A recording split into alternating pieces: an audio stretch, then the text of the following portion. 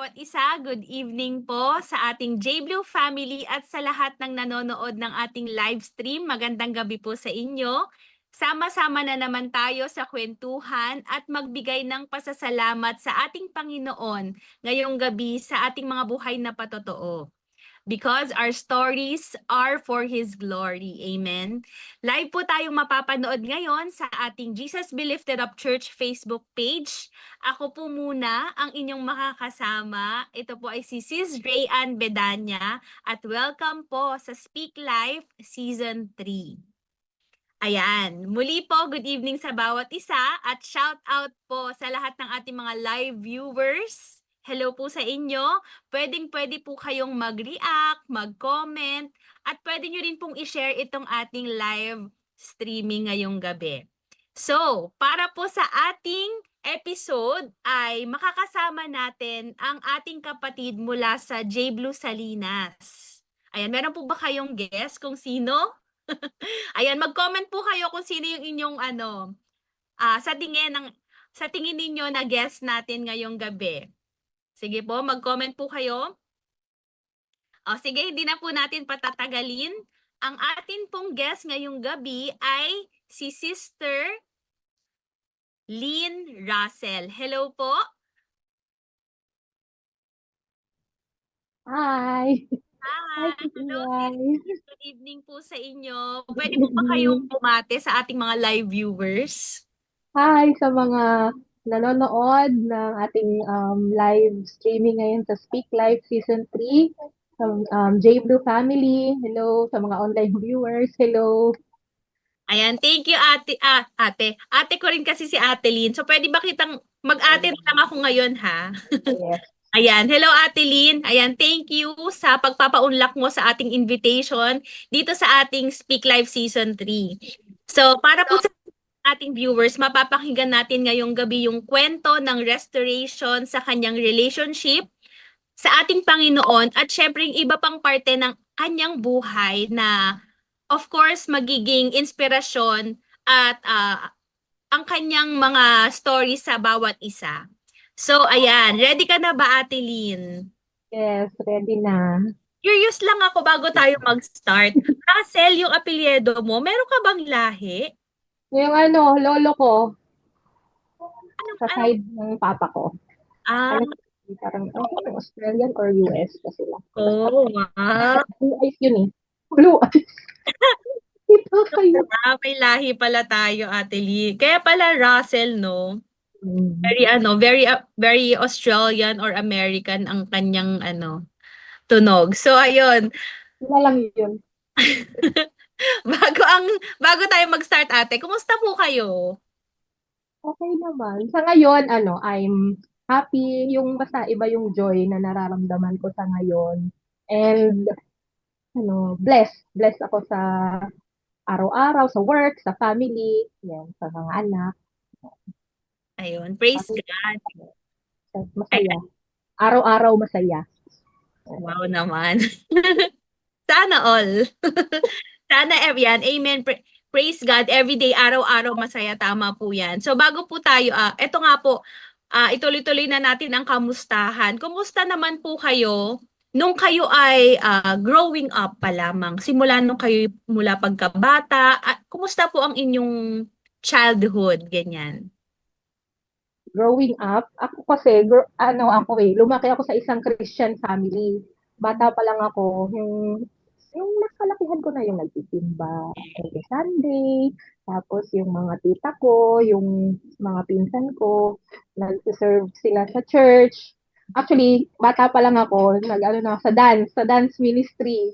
Oh, Yan, sa dance. that's rin. Pero, hindi ko maalala kung parang hindi siya laging yung nagsisimba yung buong family, yung as in parents ko, papa ko, mama ko, tsaka kami, mga anak. Kasi yung papa ko, yun eh, napakabait.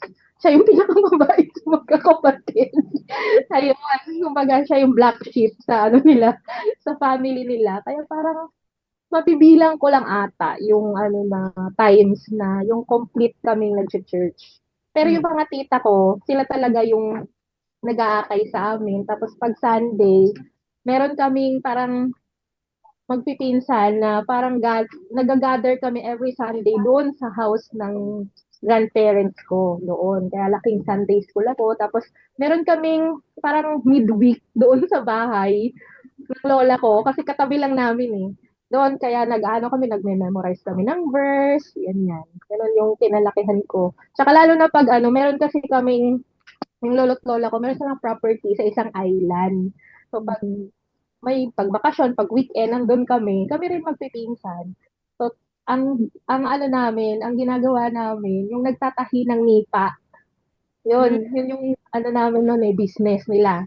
Yung lolo't lola ko, nagtatahi ng nipa, tapos may mga bumibili, ganyan. Nandun kami sa island na yun. Tapos, yun, kahit doon, nag-ano pa rin kami, yung parang nagsiservice, yun gano'n, may service na may kami mga bata, mga pinsan ko. Ayun, tapos yung lola namin yung ano sa amin, nagtuturo, ganyan. Tapos kanya-kanya kami ng verse, nag-memorize kami ng verse. Oh, Ganun, ganun yung ano namin. medyo ano pala, similar pala tayo. From ano rin Mm. medyo from the grandparents down to parents and then sa atin namang generation na ito. Mm. Ayan. Alam niyo yung dilemma niyan, ate? Kasi ako rin, personally, ganyan nga yung aking ano, ganyan din yung, medyo ganyan din yung story ko. Yung dilemma diyan, kasi when you grow up from a Christian family, minsan hindi mo alam, kailan ba talaga ako nagkaroon ng yung malalim na relasyon sa Panginoon? Yes. Oo, totoo. Totoo. You were born that way eh. Wala ka ng ano eh, wala ka ng ibang nakita. So, Mm. minsan, shallow pa lang yung ano, yung pagkakakilala natin sa Panginoon. Wala pa talaga yung fully, yung, ang gusto kong tanungin, kailan yung talagang lumalim yung relationship nyo, nagkaroon ka ng personal encounter with the Lord? Sa Na, totoo lang nung ano, nung pandemic, 'di ba? Ang haba nung ano, nung oh, di pandemic. ba? Yan yung Nung isang dilema ng mga ano eh, mga Christian na 'di ba mula pagkabata kasi hindi minsan hindi tayo nagkakaroon talaga ng hindi natin ma-determine kailan yung talagang encounter natin, personal encounter with the Lord. Pwede mo bang i ibahagi pa sa amin ano yung story? Paano mo na-encounter ang Panginoon during pandemic? 'Di ba nga ano, yung growing up in a Christian family, sabi ko sa'yo, never ako nag-share ng Word of God. Hmm. Parang isang beses lang ata sa youth service yun. Kasi hindi ako marunong.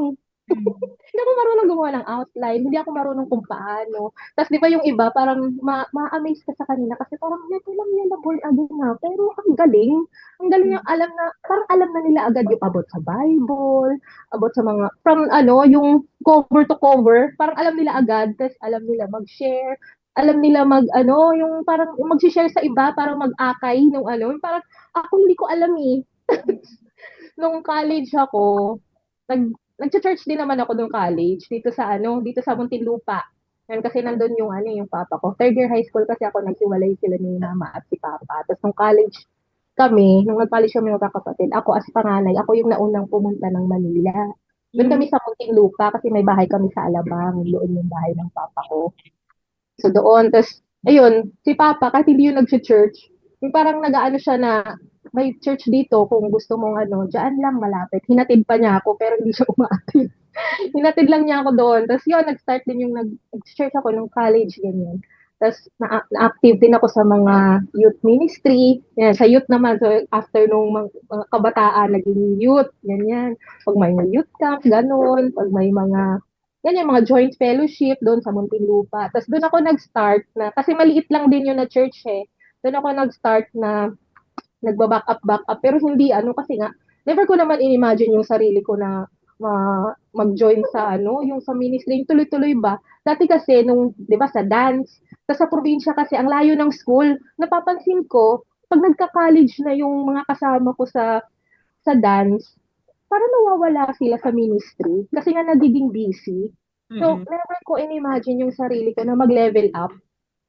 Pag Hmm. gano'n, yung parang kontento na ako na, sige sa dance, tapos kapag naging busy na, edi wala na. Parang hindi ko siya, di ba pag nag-work tayo 5 years from now, kung alin, never akong nagganon sa ministry. Kasi nga, tsaka isa pa, hindi naman maganda yung boses, sintonado pa. Eh ngayon, di ba, sino ba mag-aakala, worship leader pa nga ni. na, na ano kasi nga nakakapagod. Hindi never nga ako nga never kong pinangarap na mag-asawa ng pastor. Kasi Hmm, nga nakikita ko yung hirap sa ministry, mm. yung ang gusto ko yung ano, nag-aim ako na dapat ganito ako, ganyan ganyan, maging professional ako, pag ganon, ganon yung mga ano ko, hindi ko i-name na sa ministry kasi nga mahirap. Ayaw ko. Tapos yun, nung college ako, gano'n nga, gano'n pa rin, nag-active sa ano, doon ako nag-stop nung nagka-work, Hmm, nung, yung chase ko na yung gusto ko. Chase ko na. Kasi dati pa, gusto ko talaga magbangko kasi si Papa sa bangko yun eh. Kaya parang ako din, ginusto ko na din kasi sa Makati, di ba? Siyempre, galing kang probinsya, tapos napadpad ka ng Makati, ma-amaze ka talaga sa mga building. Ma-amaze ka sa mga building, ang lalaki ng building, tapos feeling ko yung mga nag-work sa bangko, parang yung mga girls, ang ganda nila, yung mga lalaki, ang pupogi nila. Sabi ko, gusto ko ng ganito, gusto ko sa bangko rin ako. Yan, gusto ko sa bangko. Eh, syempre, nung nagka-work na, naging busy, ganyan. So, hindi na nakakapag-church ng isang Sunday, dalawang Sunday. Hanggang sa nag-dorm ako noon sa Makati. So, hindi na ako nakakauwi ng, ano, ng Muntinlupa.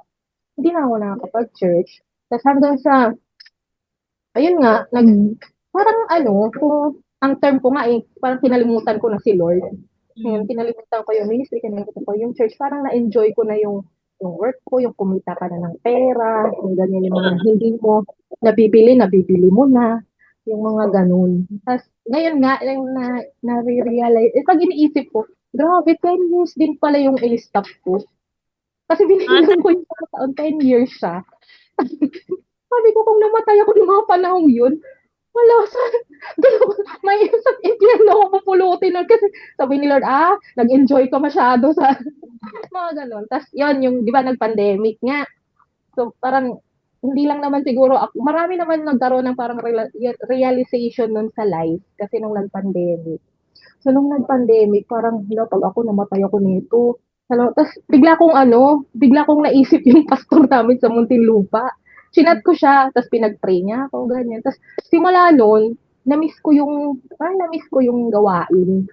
Nakaramdam ako ng pagka-miss. Tapos gusto ko, gusto ko sana yung ma-involve ako yung, kasi di ba iba yung, pag kunwari sa malaking church versus dun sa family church na may involvement ka na kilala mo yung mga member, mga leaders, yung pastor, may parang meron kang personal na relationship, yung may nakikilala mo na hindi ka lang attendee, yung hindi ka lang come and go, parang ganon. Yung ka-close mo yung pastor na ipag-pray ka, yung ganon yung gusto ko. Eh, sakto, ako kung kilala mo si Ate Roslyn, nakausap ko kasi siya, kasi yung anak namin, si Kuya Matt, tsaka yung mga anak niya kasi sa CST, yung may Christian school dyan sa subdivision. Merong ganap nun sa school. And machika si Ate Roslyn. And Bisaya din siya. Tapos narinig ko. So, nung nawala na yung kausap niya, in-approach ko siya. Tapos doon nag-start na, yun nga, nag-Christian, ganyan. Tapos in-invite niya ako. Pero nung nag-pandemic kasi, na-stop yun. So ngayon, nung nag-stop, hindi ko alam kung paano sila kontakin. Sila din, hindi nila alam. Tapos si Pastor Lito at si Pastora Mercy, meron silang kaibigan na taga doon sa amin, kapitbahay namin. hmm. Tapos pinagtanong nila ako, hindi ako kilala ng taga doon, pati yung mga guards, hindi ako kilala. Kasi hindi mo ako nalabas ng bahay. So ang ginawa nila, umikot sila doon sa phase 2. Eh nakita yung sasakyan nakaparada sa labas. Ayun, nag-ano sila, ano sa bahay, nagtao po. Tapos sabi nung kasama namin sa bahay, "May naghahanap sa iyo." Gabi na yun, yung mga alas 9 ata. Ay, sino? Gabi na. Babae at lalaki, naka-tricycle. Tapos Hmm. paglabas ko sila, na-amaze nga ako, may natunto nila yung bahay namin. Never ko naman binigay yung address. Ayun, Talaga? doon nag-start na na, ayun nga, pinagtanong nga daw, kasi nga may kaibigan sila doon, sa kabalang block, yung friend nila. Tapos, iniikot daw nila na, meron nga sa phase 2 nga daw, tapos pinagtanong sa galing, hindi mo na ko kilala ng guy. Nakita daw nila yung sasakyan sa labas. Hmm, Doon nag-start. ang Tapos, galing. Simula nun, hindi ka na umalis. hindi no, hindi na ako umalis, simula nun. Isa Nagtuloy-tuloy na siya. isa pala kayo sa bunga ng um pawis at pagmamahal ni Pastor Lito sa Mm. Panginoon. Amen. Praise God. Kaya pati si Max na ano ko na nadala ba sa paglilingkod, ganyan. Mas ano pa nga siya eh, mas grabe pa nga yung conviction niya. Kasi nga minsan, minsan may times na huwag na tayo magsinda. Ganyan, tinatamad ako. Huwag magsinda. Yung pag Sunday. Sabi niya, ano ka ba? Mag-church tayo. Kasi nga, di ba sabi sa kanta, no turning back. I have decided to follow Jesus, no turning back. Yun yung ano niya eh. Yun yung parang ano niya sa hi, ano niya sa life niya. I have decided to follow Jesus, no turning back. Sabi niya, no turning back. Yun daw yung ano namin dapat. Yung i-aim namin.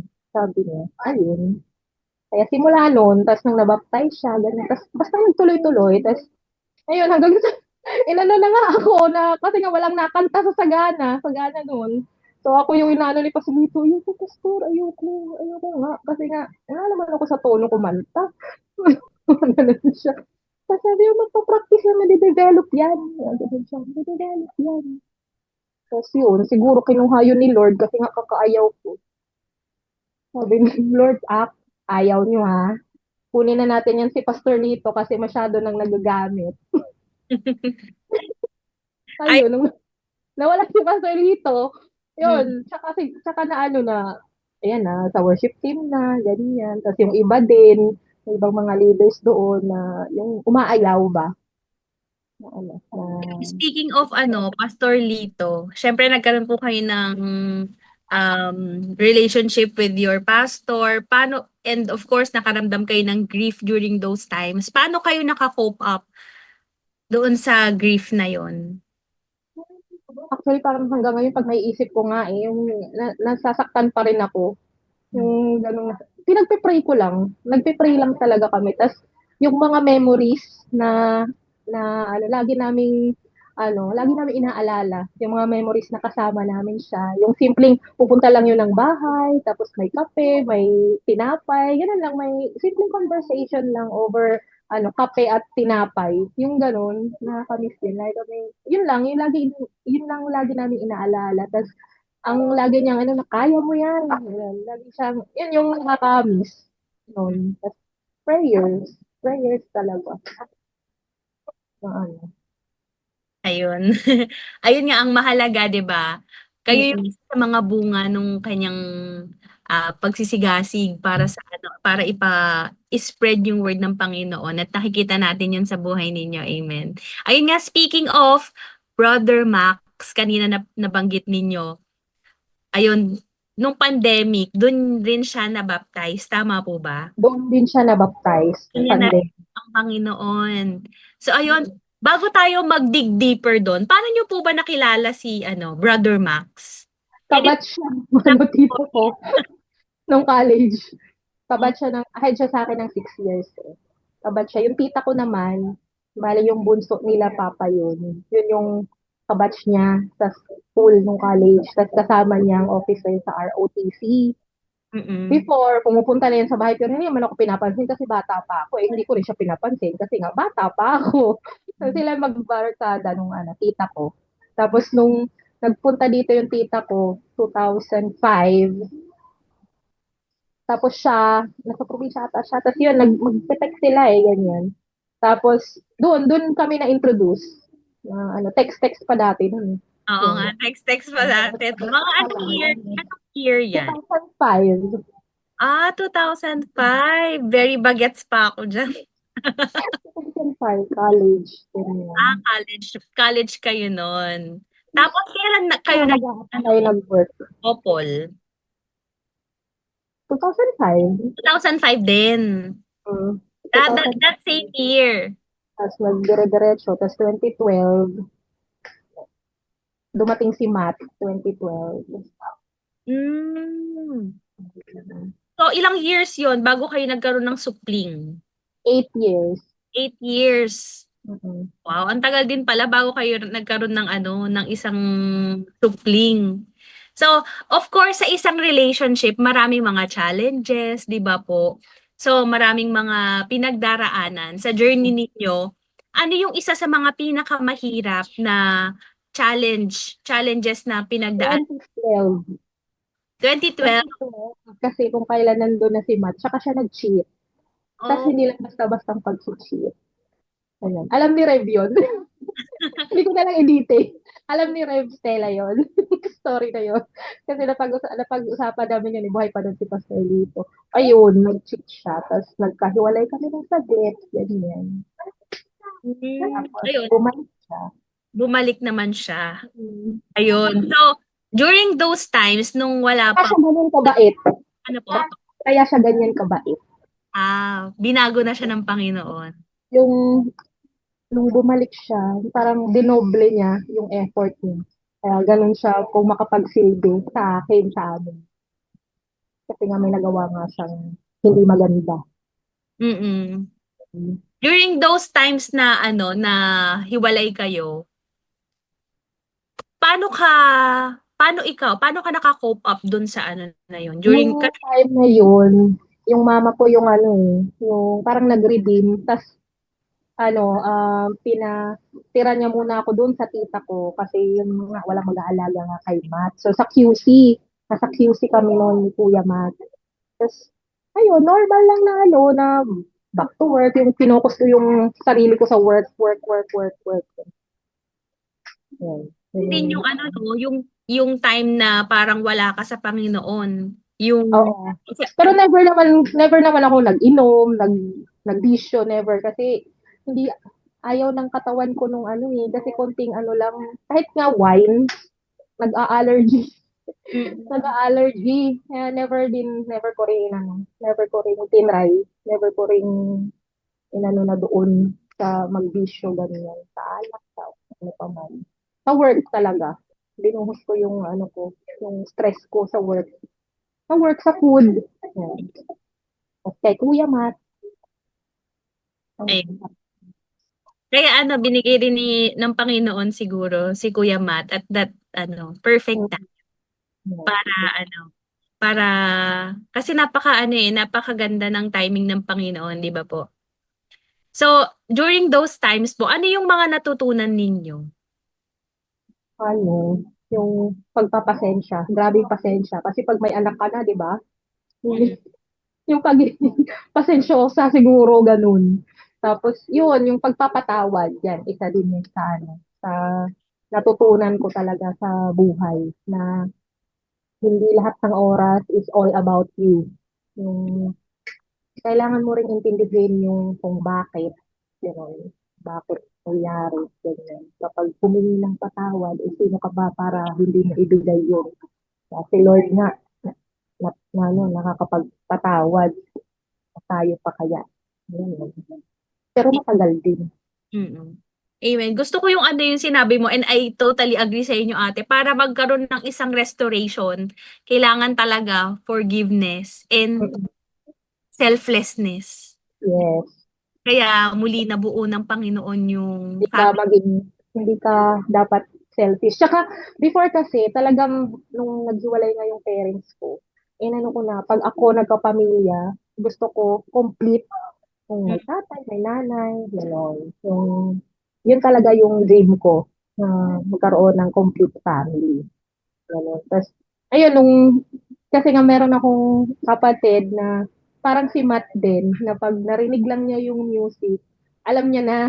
So parang nung buntis ako, lagi kong dinideclare na gusto ko gano'n, katulad siya nung ano, kapatid ko nga, na kahit anong instrument, ganyan. So parang inano ko ba, dineclare ko na parang kung kumbaga manifest, yan, mina, kung baby pa siya, lang ipupush ko na yung mga musical instruments, yung mga laruan. Yun, gano'n, yung mga bibilhan siya ng, pag may nagregalo sa kanya, ano, i-request ko na ano, gitara, ganyan, yung laruan ng gitara, or with keyboard, ganyan, drums, ganyan. Ayun, na ano naman yung mga declaration ko sa kanya, na binigay naman ng Lord. Oo nga, very talented, no, si Kuya. Yun siya. And si Bunso din, di ba? Hmm. Ayun. Ask ko din ate ha, syempre sa lahat ng mga journey na pinagdaanan mo, hindi naging mahirap, syempre may ups, may downs. And ang panghahawakan lang talaga natin dyan ay yung salita ng Panginoon. So, Meron ka bang life verse? Favorite ko yung Jeremiah 29:11. So, for I know the plans I have for you. Plans to prosper you and to give you hope. Ganun. Oo, tama. Doon lang tayo kakapit sa plano ng Yun yung Panginoon. favorite ko. Yun nga, yun yung theme natin for this month. Yes, Oh, yes. diba? Very smart. Yan, yun yung favorite verse ko. Ayun. Thank you so much, Ate Lynn. Tapos na tayo sa ating interview part. Ngayon naman magkakaroon tayo ng mini games. Ayan. So, madali lang naman to, ate. So, ang game natin ngayon ay tatawagin nating choose and speak. So, dito po Oh. choose and speak, may dalawang option po kaming ibibigay sa inyo at kailangan nyo lamang po mamili ng isa at kahit konting explanation kung bakit ito ang napili ninyo. Okay po? Malinaw ba ang instruction, ate? Ayun. So, ikaw ang nagbibigay ng tulong o binibigyan ng tulong? Nagbibigay ng tulong. Mabilis ako maawa. Ah, oo. So, ko, yun. Ako yung tsaka mas gusto ko yun. Oo. Nagbibigay ng tulong. Ewan ko. Basta, mabilis ako maawa eh. Blessed to be a blessing, kumbaga. Yes. Yun. Yun yung Ayan. Kaya hindi ako super yaman. Kasi, basta kung meron ako talaga, kung hanggat kaya ko ibibigay ko. Yun. Payayamanin ka ng Panginoon. Amen. Amen. Ayan, dahil worship leader si Sister Lynn, alin ang mas mahirap kabisaduhin ng ang lyrics? English song or Tagalog or both? Nung una, Tagalog, kasi di ba Bisaya ako. Oo. Mm. Tagalog. Mas nahihirapan ako sa Tagalog. Oo, yung mga may mga naka-work kasi ako dati from Cebu, nahihirapan talaga sila sa Tagalog. No, pero Tagalog. yung ate straight na talaga yung Tagalog mo, no. Mas preferred pa nga nila English kaysa Tagalog. Pero ngayon, love na love ko na mag-line up ng Tagalog. Oo nga. Yes. Very Tagalog tayo sa J Blue, no? Yes. Ayun. Eto, sa sasakyan, mas gusto ko na ang driver o passenger? Parehas. Kasi pag wala si Max, wala ko choice. Ako driver. Oo nga, kasi 'di ba si Kuya Max ay isang seafarer, tama ba? So Yes. 6 months siyang ikaw talaga ang driver. Tapos Yes. 3 months Wala. kang passenger princess. Yes. Ayan, eto naman, opening or closing prayer? Parehas. Parehas. Dati ayoko nagpe-pray. Ngayon parehas. Okay. So, eto naman, pagkatapos ng mahabang araw, nawawala ang pagod ko kapag nakikita ko sa bahay ang masarap na ulam o malinis na bahay. Na bahay. Malinis na bahay kahit gutom, no? Yes. Kaya nga yung mga boys, di ba sa iPhone, meron yung Find My. Oo. Nakakonect yun sa nila, sa iPad. Kaya alam nila pag yung gumagalaw na daw, ay, pauwi na si Nana, pauwi na si Nana. Yan, so magliligpit na yan sila, magliligpit na. So para pag dating ko, happy ako. Hmm. Kapalinis yung bahay.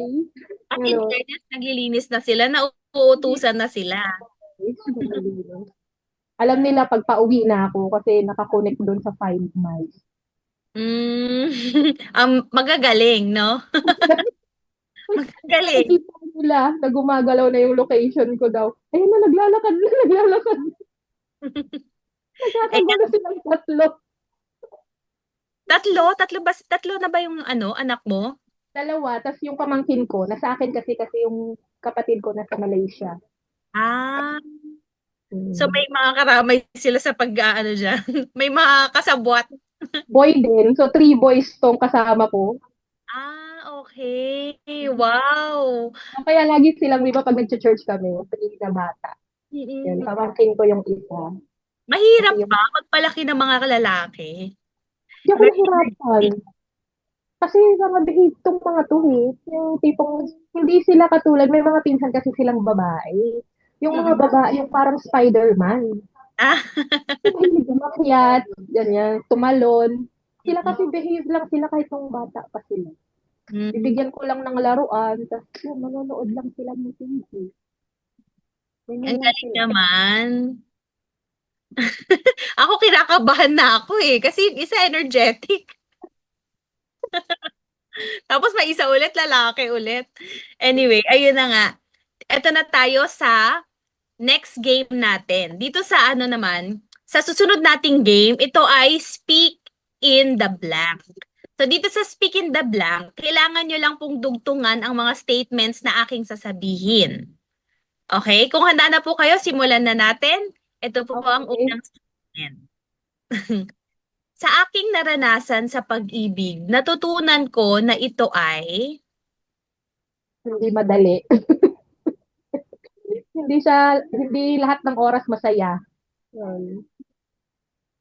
May true. time na may times na parang ayun nga yung sabi nila na dapat ang pipiliin mong partner yung friend mo din, hindi lang yung love. Kasi pag love lang nawawala eh. Pero pag yung friends kayo, kasi hindi naman araw-araw mahal mo yung asawa mo. Ganun. Ayun. Hindi lahat ng oras ay Pasko. Masaya. Ganun. May times din na, ano, na hindi naman maiiwasan. Ayun, o, doon naman tayo sa number 2. Sa kanilang pag-aaral, ang advice na lagi kong sinasabi sa aking mga anak ay, Maging mabuting bata sa classmate, sa teacher. Di bali nang hindi stop, basta mabuti lang silang bata. tama. Sa dami ng mga bullying na nangyayari ngayon, lagi nating ituro, tama yun, very important na ituro natin sa anak natin na huwag silang maging bully. 'Di ba? Yeah. Mabuti silang bata. Kahit hindi importante yung mga grades, ganyan. Ang importante, lumaki sila maging mabuting bata according sa, ah, lumaki sila na according sa salita ng Panginoon. Ito, number 3 tayo. Ang isang pamilya na naglilingkod sa Diyos ay, Masaya. hmm, Masaya. Kasi hindi natutumbasan ang kasiyahan eh. Kapag naglilingkod ka kay Lord. Nandun yung totoong joy yes. sa paglilingkod. Tama. Yung joy na yon hindi siya based dun sa circumstance. Tama Mm, po. yan. So, may mga challenges man o may mga victories, the joy is still there because it comes from the Lord. Basta yung saya.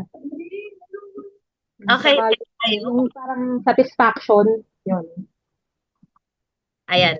Next po tayo. Ngayon, mas pinahahalagahan ko ang aking relasyon sa Diyos dahil Ano, dahil alam ko na siya lang, yung parang, di ba nga, meron yung sinasabi nga natin, apart from you, I am nothing. Yun, kaya talagang inaano ko yung relationship ko kay Lord, iniingatan ko, tsaka pinagpipray ko talaga lagi. Parang i-guard ko. Kung ano man yung joy na nararamdaman ko, yung ganun. I-guard ko yung lahat ng yung puso ko, yung thoughts ko, kasi nga, siya lang at siya lang talaga. Parang siya lang sapat na. wow, Yun. siya lang sapat na. Oo. Yun. Amen. So, number 5 po tayo. Para sa akin, ang restoration o pagpapanumbalik ay Pagpanumba, restoration ng ano, yung relationship natin kay Lord, importante talaga siya. Para sa akin, importante yun. Kasi, katulad ng sinabi ko, yung 10 years, yung span of 10 years na yun, kung namatay ako noon, sure ako, hindi ako sa langit mapupunta. Kung hindi na-restore yung relationship ko kay Lord. Ngayon, confident ako na sasabihin ko na kilala ko ng Lord pag humarap ako sa Kanya. Amen. Praise God. Ito naman po, last game na po tayo. O, doon tayo sa ating susunod na game at tinatawag natin itong Speakture. So, dito po sa ating Speakture, may ipapakita kaming picture ng mga taong malapit sa inyong puso. Ang sasabihin nyo lang po ay kung bakit kayo nagpapasalamat sa Diyos sa kanilang buhay. Okay po? So ipakita po natin ang first picture. Ay, si Pastora Mercy. Ayan, sobrang nagpapasalamat ako kay Lord sa buhay nila kasi syempre sila talaga yung ginamit na instrument ni Lord para dun na sa restoration ng relationship ko kay Lord. Tsaka hindi lang ako yung na-restore, pati yung buong family ko talagang nagala sila sa pag-serve. Tsaka yung hindi ko makakalimutan yung hindi lang hindi lang parang pastora and member.